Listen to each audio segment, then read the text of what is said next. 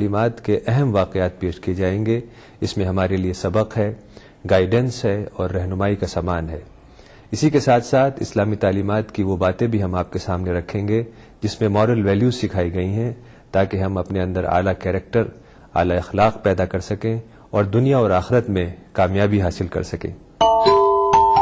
Islam for kids ہر اتوار صبح 9 بجے صرف ETV اردو پر. سوال آپ کی، جواب ہمارے. ناظرین السلام علیکم. دینی سوال جواب کے آج کے اس پروگرام میں ارجمند علی خان آپ کا تہہ دل سے استقبال کرتا ہوں.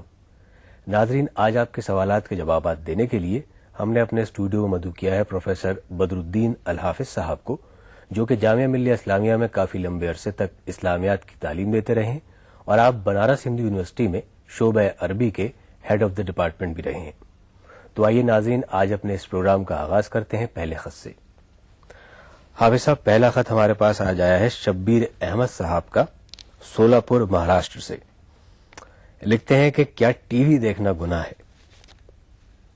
اچھا سوال ہے، بہت اچھا سوال ہے، کیونکہ آج کل ٹی وی کی کثرت ہے اور بچے اور بڑے بوڑھے سبھی دیکھتے ہیں. اس سلسلے میں آپ کو مولانا ابوالکلام آزاد کا ایک جملہ سناؤں گا.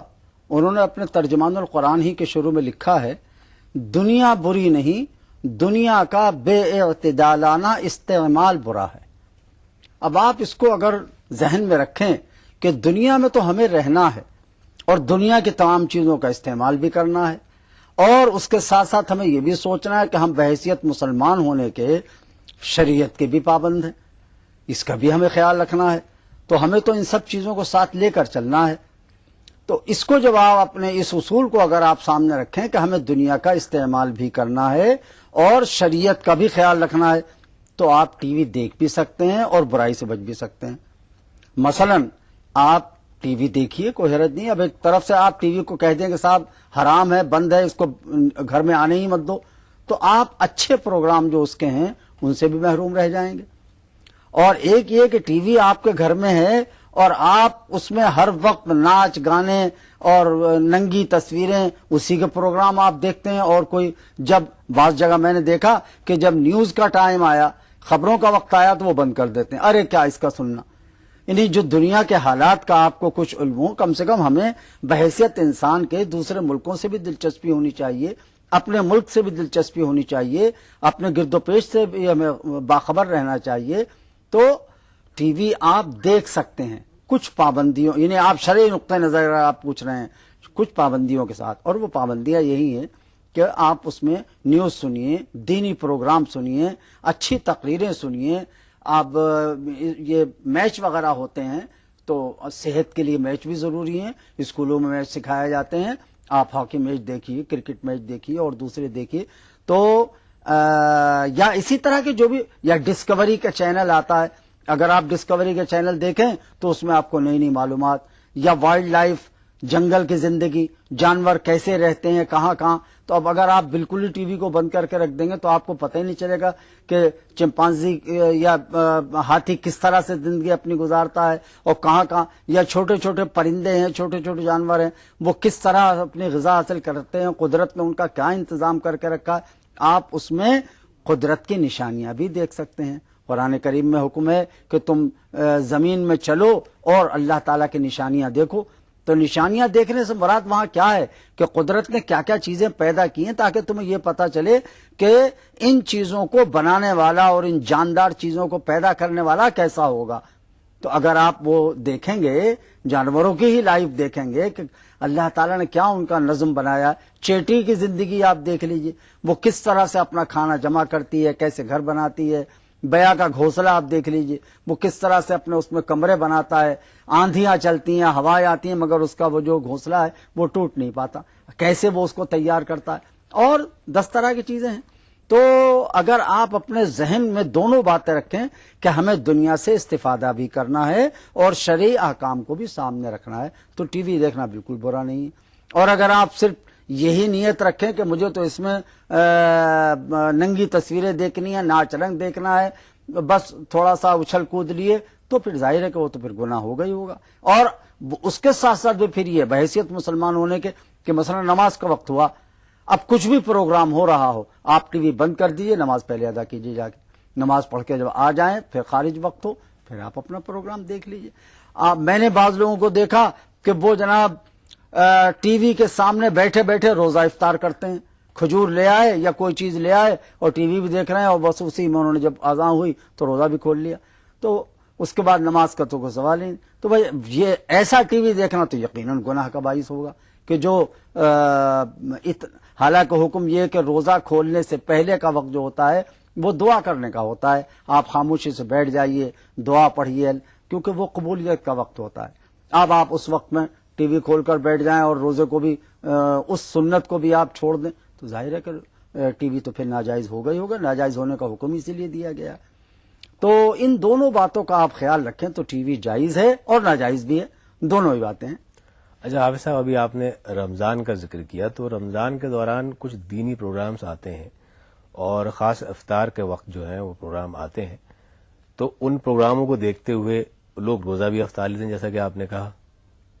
تو دینی پروگرام چل رہا ہے, اس میں روزے کا وقت بھی بتایا جاتا ہے کہ افطار کا وقت کیا ہے, اور روزہ بھی وہ شخص کھول رہا ہے گھر پہ بیٹھ کر. ٹھیک ہے, اس میں کوئی حرج نہیں ہے, لیکن وہ اپنا روزہ کھول کے اور جو کچھ بھی اس کو کھانا ہے وہ کھا کے فوراً مغرب کی نماز کے لیے چل دے.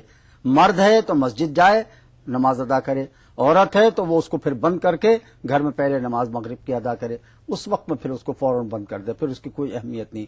کیونکہ جہاں سے وہ ٹی وی پروگرام نشر کیے جا رہے ہیں وہاں کا نظام الاوقات الگ ہوگا, وہاں پتہ نہیں کئے بجے سورج غروب ہو رہا ہے, ہم جہاں دیکھ رہے ہیں وہاں کا سورج غروب کا وقت کیا ہے, اس سے میل نہیں کھاتا ہے. تو اب ہمارا میل جتنا کھاتا ہے تو اس وقت ہم نے اپنا روزہ کھولا, اب اس کو آپ بند کر دیجیے, بند کر کے عورتیں اپنی نماز پڑھیں, مرد اپنے نماز پڑھیں, کوئی حرج نہیں. ضرور دیکھیے, یہی سحری کا عالم ہے کہ سحری میں آپ کھانا بھی کھا رہے ہیں اور آپ کے دینی پروگرام بھی ہو رہے ہیں, ضرور دیکھیے, ضرور سنیے. جیسے ہی فجر کی اذان ہوئی اب آپ اس کو بند کیجیے, عورتیں بھی اپنی عبادت میں لگ جائیں, مرد بھی اپنی عبادت میں لگ جائیں, کوئی حرج نہیں, ضرور کیجیے. اچھا, لوگ جو ٹی وی پہ مختلف پروگرام آتے ہیں, دینی پروگرام, تلاوت آتی ہے, اس چیز کو عبادت میں لوگ شمار کرتے ہیں, تو کیا یہ چیز ہے؟ دیکھیں, عبادت کا مطلب یہ ہے کہ قرآن کا سننا تو بہرحال ایک عبادت ہے. اذا قرئ القرآن فاستمعوا له وانصتوا, جب قرآن پڑھا جائے تو تم دھیان کے ساتھ دھیان دو اس طرف اور قرآن کو سنو, خاموشی سے دھیان لگاؤ اور قرآن سنو. تو جب کہیں کوئی بھی پڑھ رہا ہو, کہیں بھی سے بھی اگر آواز بھی آ رہی ہے تو آپ کو, بازاروں میں آپ نے دیکھا ہوگا, حالانکہ بازاروں میں اس طرح سے وہ قرآن کی توہین ہے, جو لوگ قرآن سناتے رہتے ہیں اپنے ایڈورٹائز کے لیے, وہ مناسب نہیں ہے. کیونکہ راستہ چل رہا ہے, لوگ ہر طرح کی بات کر رہے ہیں, وہاں اس کا وہ احترام نہیں کر سکتے, قرآن کا احترام نہیں ہو سکتا, تو وہ تو طریقہ غلط ہے. لیکن گھر میں بیٹھ کے اگر آپ قرآن شریف تلاوت ہو رہی ہے تو آپ خاموشی سے سنیے, یا تو اس کو بند کر دیجیے یا احترام کیجیے, یہ دونوں ہی باتیں ہیں. اگر احترام کر سکتے ہیں خاموشی سے تو اسے سنیے, یا پھر اس کو بند کر دیجیے. بہت بہت شکریہ حافظ صاحب. اگلا خط ہمارے پاس ہے رابعہ سلطانہ صاحبہ کا لکھنؤ سے. یہ لکھتے ہیں کہ کیا کھڑے ہو کر ہم وضو کر سکتے ہیں, کیونکہ آج کل واش بیسن میں وضو کرنا رائج ہے. جی ہاں, کھڑے ہو کر وضو کرنے میں تو کوئی حرج نہیں ہے, بس اس کا خیال رکھیے کہ مستعمل پانی, یعنی جو آپ کے استعمال, ایک تو یہ کہ نل کی ٹوٹی سے پانی گر رہا ہے, وہ چھینٹیں آپ کے کپڑوں پر آ رہی ہیں, اس سے تو کوئی فرق نہیں پڑتا. لیکن ایک یہ کہ آپ جو استعمال کر رہے ہیں, اپنے ہاتھ دھو رہے ہیں, چہرہ دھو رہے ہیں, تو وہ جو مستعمل پانی ہے وہ اتنا کم آپ اس کو کھولیے ٹوٹی کو کہ مستعمل پانی آپ کے کپڑوں پہ نہ پڑے. ہاں, تو اس میں کوئی حرج نہیں, کھڑے ہو کے آپ ضرور کر سکتے ہیں. اور واقعی آج کل گھر گھر میں واش بیسن بھی ہیں, اور سڑکوں پر اور دوسری جگہوں پر, تو مجبور ہے آدمی, لیکن احتیاط کے ساتھ کرے, کوئی حرج نہیں, کھڑے ہو کر وضو کرنا ہے. اور جو آپ نے کہا مستعمل پانی اگر زمین پر گر رہا ہے, ہاں, اور زمین پہ چھینٹیں کپڑوں پر آ رہی ہیں گرنے کے بعد, اتنا پانی تو مشکل ہوتی ہے. جو آپ فرما رہے ہیں کہ وہ زمین پر گرنے کے بعد اتنا ہوگا کہ وہ کپڑوں پر بھی آ جائے گا, وہ زمین پہ جذب ہو جاتا ہے, اتنا تو نہیں ہے. لیکن بہرحال احتیاط کرنی چاہیے کہ مستعمل پانی ہمارے کپڑوں پر نہ آئے, کیونکہ وہ تو ناپاک ہے ہی ہے. اور باقی پھر آپ وضو کر کے نماز پڑھیے. اچھا, اگر آج کل باتھ روم کم ٹوائلٹس کا بھی رواج ہے, تو اگر ٹوائلٹ ہے اور وہاں وضو کیا جا رہا ہے واش بیسن میں, تو کیا جا سکتا ہے؟ ہاں، کوئی حرج نہیں، کیونکہ آج کل کے جو ٹوائلٹ ہیں وہ پرانے زمانے کی بات تو اب رہی نہیں ہے. اب تو جو غلاظت ہے وہ ساری کی ساری پانی کے ذریعے سے آگے بڑھ جاتی ہے، غائب ہو جاتی ہے. اور واش بیسن دیوار میں لگا ہوا ہے تو وہاں تو اس کے کوئی چھینٹے آنے کا کوئی سوال نہیں پیدا ہوتا، لوگ غسل بھی وہیں کرتے ہیں، تو ٹھیک ہے، اس میں بھی کوئی حرج نہیں ہے. لیکن اگر ایسی جگہ ہے کہ بالکل ہی غلاظت سامنے پڑی ہے اور وہاں واش بیسن بھی لگا ہوا ہے، اور تو وہاں پر احتیاط کرنی چاہیے، ورنہ آج کل تو بہت صاف ستھرے ٹوائلٹس ہوتے ہیں، اس میں کر سکتے ہیں. بہت بہت شکریہ حافظ صاحب. اگلا خط ہمارے پاس آیا ہے اسد احمد خان صاحب کا، کریم نگر سے. یہ لکھتے ہیں کہ کیا نماز پڑھا کر امام کا تنخواہ لینا جائز ہے؟ اور ایسے ہی قرآن وغیرہ پڑھا کر یا تراویح پڑھا کر اس کی مزدوری لینا جائز ہے؟ کیونکہ حضور صلی اللہ علیہ وسلم کوئی محنتانہ نہیں لیتے تھے اس کام کا، اور محنت اور تجارت کرتے تھے اس کے. بالکل صحیح. بہتر تو یہی ہے کہ جو شخص امامت کر رہا ہے وہ تنخواہ کے نام سے کچھ نہ لے. لیکن آج کل جو امام کی مدد کی جاتی ہے یا ان کو جو نذرانہ پیش کیا جاتا ہے وہ تنخواہ کے نام سے نہیں. بھائی نماز پڑھانے کی تو کوئی اجرت ادا کی ہی نہیں جا سکتی، نماز پڑھانے کی تو کوئی اجرت ادا کی ہی نہیں جا سکتی. وہ تو یہ ہے کہ بھائی اس شخص کے ساتھ بھی تو اپنی ضروریات لگی ہیں نا. جو امام نماز پڑھا رہا ہے یا نوکری کر رہا ہے آپ کی مسجد میں، اس کے بال بچے بھی ہیں، اس کو بھی گھر کا کرایہ دینا ہے یا نہیں دینا ہے، تو اس کے بھی اپنے بیمار بھی ہو سکتا ہے وہ، اور دوسری ضروریات بھی اس کے لگی ہوئی ہیں. تو وہ آخر جب آپ کے لیے 5 وقت کی نماز پڑھانے پر وہ پابند ہے تو وہ اپنی مزدوری کہاں کرے؟ ہاں، اگر اللہ تعالیٰ نے اس کو یہ توفیق دی ہے کہ وہ اپنا کام، مثلا میں نے بنارس میں دیکھا، بنارس میں وہاں یہ ہے کہ بہت سی مسجدوں میں، خود مدن پورہ میں نے دیکھا کہ وہاں جو تاجر لوگ ہیں، اچھے تاجر ہیں، وہ ان میں حافظ ہیں، انہوں نے ایک مقرر کر رکھا کہ صاحب فلاں دکاندار اس مسجد میں نماز پڑھائیں گے، اس کی وہ کوئی اجرت نہیں لیتے. وہ آتے ہیں اپنی دکان سے اٹھ کر آئے، انہوں نے نماز پڑھائی اور دکان پر چلے گئے، مسجد سے ان کو کچھ نہیں لینا، صرف نماز پڑھانی ہے. وہاں ایک بیچارہ کوئی طالب علم یا ایسا آدمی مؤذن مقرر کر دیا جاتا ہے جو جھاڑو وغیرہ دیتا ہے اور اذان دیتا ہے، اس کی کچھ تنخواہ ہوتی ہے. تو بھائی اگر کچھ لوگ ایسے ہوں جو اپنے ذریعے معاش کے لیے تو دوسرا کام کرتے ہوں، وہ فری خدمت کریں، بہت اچھی بات ہے، اللہ تعالیٰ ان کو اس کا اجر دے گا. لیکن ہر جگہ تو ایسی آسانیاں فراہم نہیں ہیں.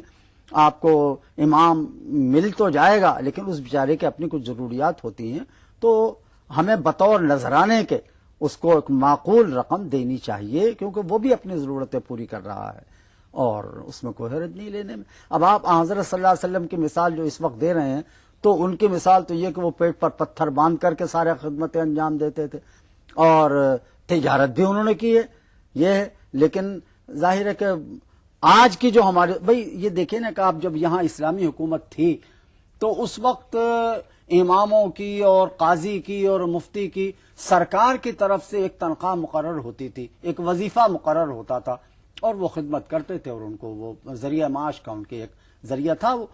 اب ظاہر ہے کہ وہ وقت تو ہے نہیں، تو اب کیا ہو، اس کی ضرورت تو پوری کرنی ہے، تو اس کی ایک معتدبہ رقم جو اس کے کام آ سکے وہ مقرر کر دی جاتی ہے، بطور نذرانے کے دے دی جاتی ہے.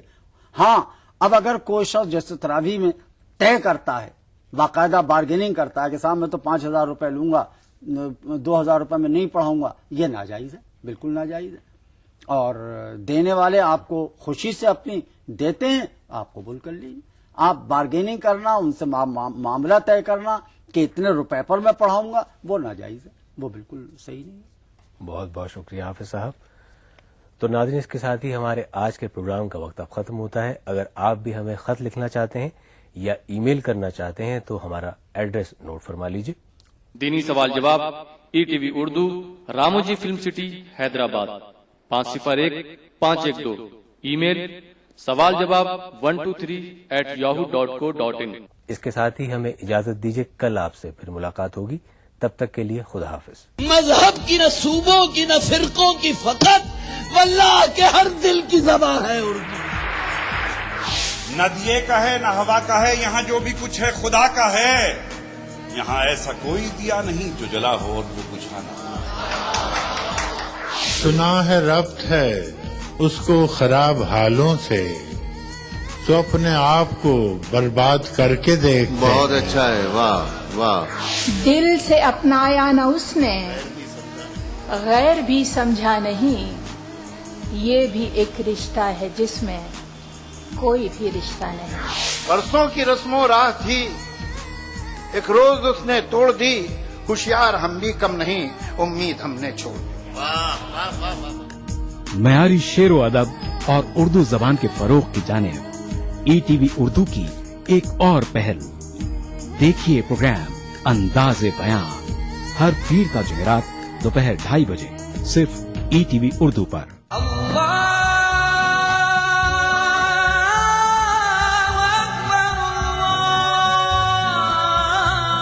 हर सुबह ईटीवी उर्दू की खुशबू से महके आपका घर आंगन। मांगने वाले मांग खुदा से। रूहानी कैफियत से सरशार कव्वालियों का हसीन गुलदस्ता। प्रोग्राम महफिल समा रोजाना सुबह 4:30 बजे। कुरान हमें एक बहुत बड़ी चीज देता है, वो है करिश, हौसला। पुर उम्मीद जिंदगी का सफर। प्रोग्राम रहनुमाए जिंदगी हर पीर तक जुमेरात सुबह 5 बजे।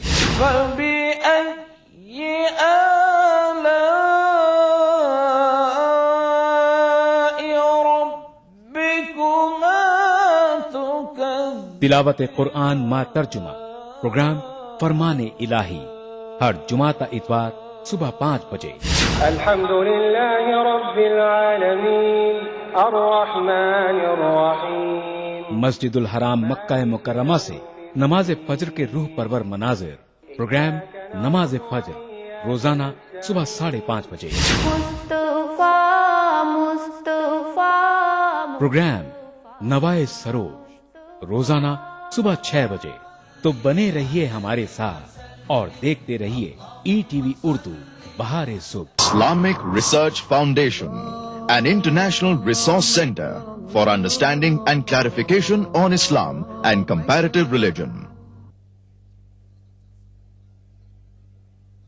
Assalamu alaikum wa rahmatullahi wa barakatuhu.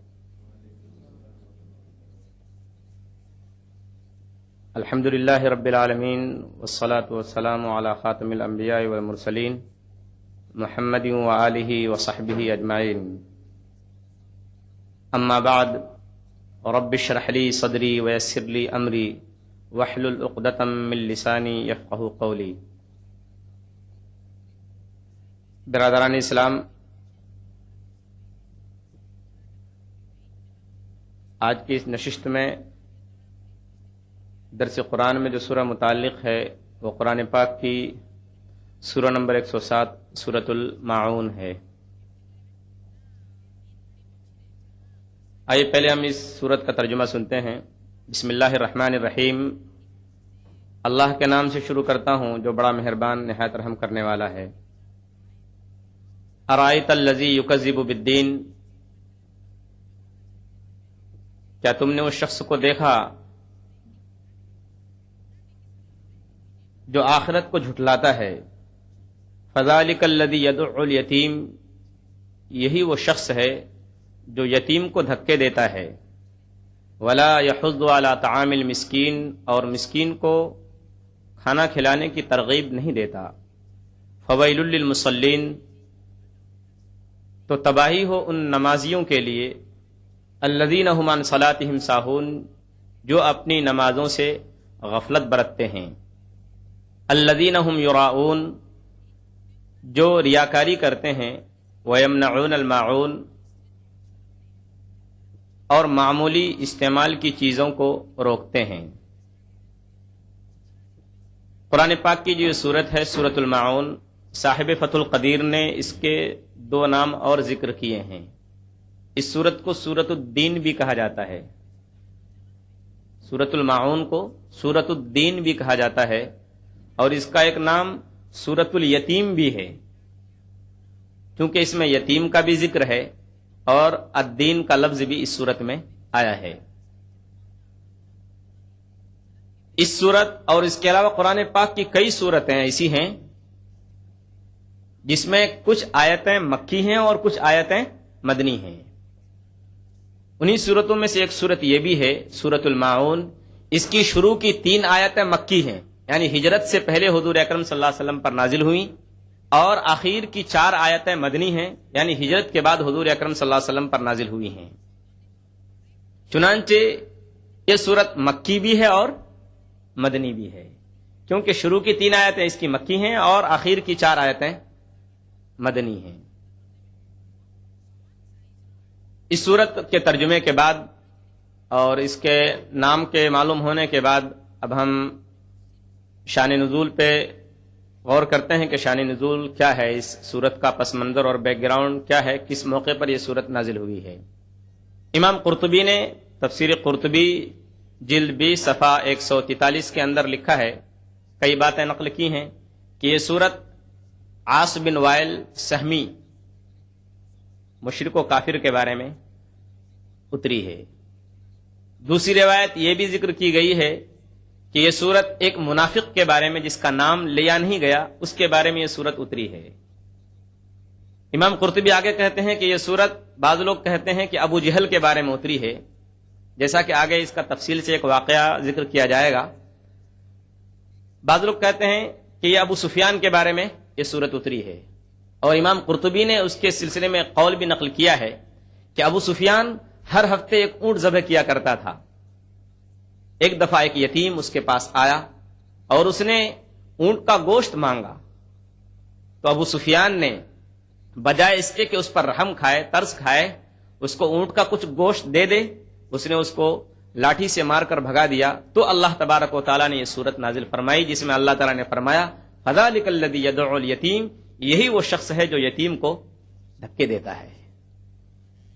بہرحال چاہے یہ عاص بن وائل سہمی کے بارے میں اتری ہو، چاہے یہ ابو جہل کے بارے میں اتری ہو، چاہے یہ کسی اور منافق کے بارے میں اتری ہو، چاہے یہ صورت ابو سفیان کے بارے میں اتری ہو، بہرحال اللہ تبارک و تعالیٰ نے اس پوری صورت کے اندر 2 گروہ کا ذکر کیا ہے.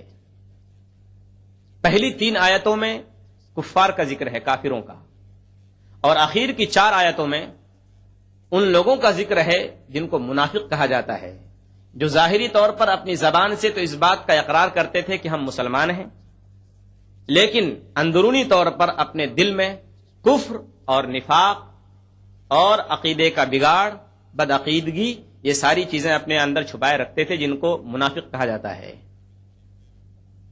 سوال یہ پیدا ہوتا ہے آپ کے ذہن میں، یہاں فوراً یہ سوال پیدا ہوتا ہوگا کہ اللہ تبارک و تعالیٰ نے جو یہ صورت نازل فرمائی ہے اور اس صورت کے اندر 2 گروہوں کا ذکر کیا ہے، 2 گروپ اور 2 جماعت کا، اس کا مقصد کیا ہے؟ کیوں اللہ تبارک و تعالیٰ نے یہ صورت قرآن پاک میں اتاری اور اس کو جگہ دی قرآن پاک کے اندر؟ تو اچھی طرح سے یہ بات آپ اور ذہن میں بیٹھا لیں کہ اللہ تبارک و تعالیٰ نے 2 گروہوں کا ذکر کرنے کے بعد سامعین کو اور سننے والوں کو یہ سمجھانے کی کوشش کی ہے، یہ بتانے کی کوشش کی ہے اور ان کے دلوں میں یہ بات بٹھانے کی کوشش کی ہے کہ آخرت کا انکار انسان کے اندر کتنا بگاڑ پیدا کرتا ہے اور اس کے اندر کتنی خرابیاں پیدا ہوتی ہیں، اور وہ آدمی کتنا بے رحم ہوتا ہے جو عقیدہ آخرت کا اقرار نہ کرے اور اس کا انکار کرے. تو یہ پوری صورت بیان کرنے کا مقصد یہی ہے تاکہ انسان آخرت کی کہ عقیدے کی اہمیت کو سمجھے اور اپنے دل میں یہ بات بیٹھائے کہ جو لوگ آخرت کا انکار کرتے ہیں، جو آخرت کو جھٹلاتے ہیں، وہ انسانیت کے دشمن، اخلاق کے دشمن اور پوری انسانی برادری کے دشمن ہوتے ہیں، اور ان کا کیریکٹر، ان کے اخلاق، ان کا کردار بہت گھٹیا ہوتا ہے. وہ کبھی بھی اچھے کردار اور اچھے کیریکٹر کے مالک نہیں ہو سکتے جو آخرت کا انکار کرتے ہوں، یا زبان کے اعتبار سے تو اپنے آپ کو مسلمان کہتے ہوں اور اپنے دل میں کفر اور نفاق کو چھپائے رکھتے ہوں. اس کے بعد ہم اب ایک ایک آیت کی تفسیر اور اس کی کامنٹری آپ کے سامنے بیان کرتے ہیں. سب سے پہلی آیت، ارائیت الذی یکذب بالدین، کیا تم نے اس شخص کو دیکھا جو آخرت کو جھٹلاتا ہے؟ دیکھنے سے کیا مراد ہے؟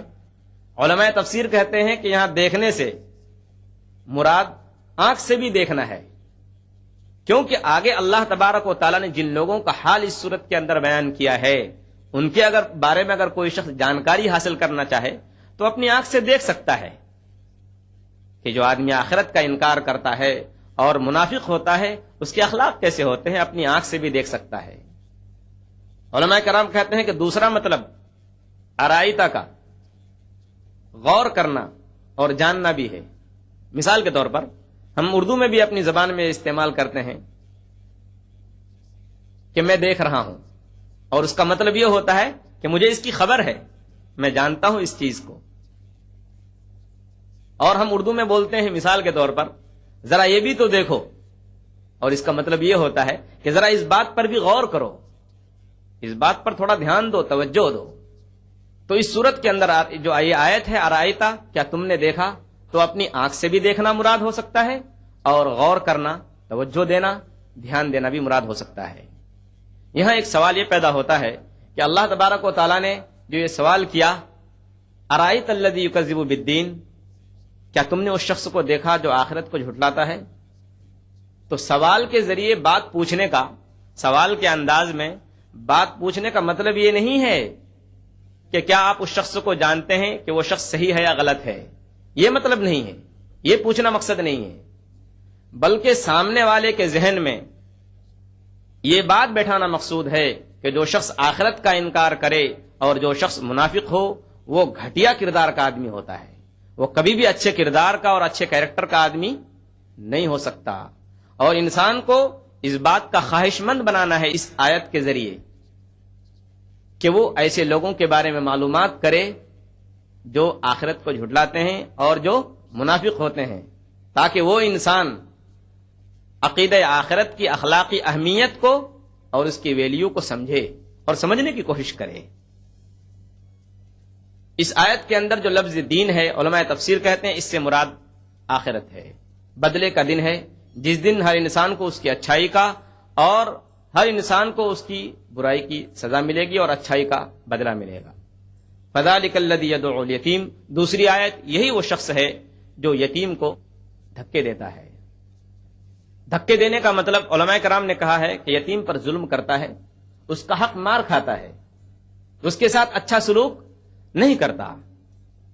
چنانچہ اسی بات کو اللہ تبارک و تعالی نے دوسری جگہ سورہ فجر سورہ نمبر 89 آیت نمبر 17 کے اندر اللہ نے فرمایا کلا بل لا تکرمون الیتیم، یعنی تمہیں جو برائی پہنچتی ہے وہ اس لیے کہ تم یتیموں کی عزت نہیں کرتے ہو، یتیموں کے ساتھ اچھا سلوک نہیں کرتے ہو. اس سلسلے میں صاحب تفہیم القرآن نے تفہیم القرآن جلد 6 صفحہ 482 کے اندر ایک عجیب و غریب واقعہ ذکر کیا ہے جو انہوں نے قاضی ابو الحسن صاحب کی کتاب اعلام النبوہ سے اس کتاب کے اندر نقل کیا ہے. وہ یہ ہے کہ ابو جہل ایک یتیم شخص کا ذمہ دار تھا، اس کا والی تھا. ایک دن وہ بچہ، یتیم اس کو کہتے ہیں جس کا باپ کم عمری ہی میں وفات پا چکا ہو، اس کو یتیم بولتے ہیں. وہ بچہ بالکل ننگے بدن، اس کے جسم پر ایک کپڑا بھی نہیں تھا، ننگے بدن ابو جہل کے پاس آیا اور اس نے سوال کیا، درخواست کی کہ ابو جہل میرے باپ کے چھوڑے ہوئے مال میں سے مجھے کچھ دے دو تاکہ میں استعمال کروں، میں بھی کپڑے بنوا لوں. اس ظالم نے اس یتیم بچے کی طرف دھیان تک نہیں دیا بلکہ اس کو ڈانٹا. آخرکار وہ یتیم بچہ مایوس ہو کر کھڑا کھڑا واپس ہو گیا. قریش کے جو لوگ تھے ان لوگوں نے شرارت اور بدنیتی سے اس بچے سے کہا جاؤ محمد کے پاس، وہ ابو جہل سے تمہارا مال دلوا دے گا.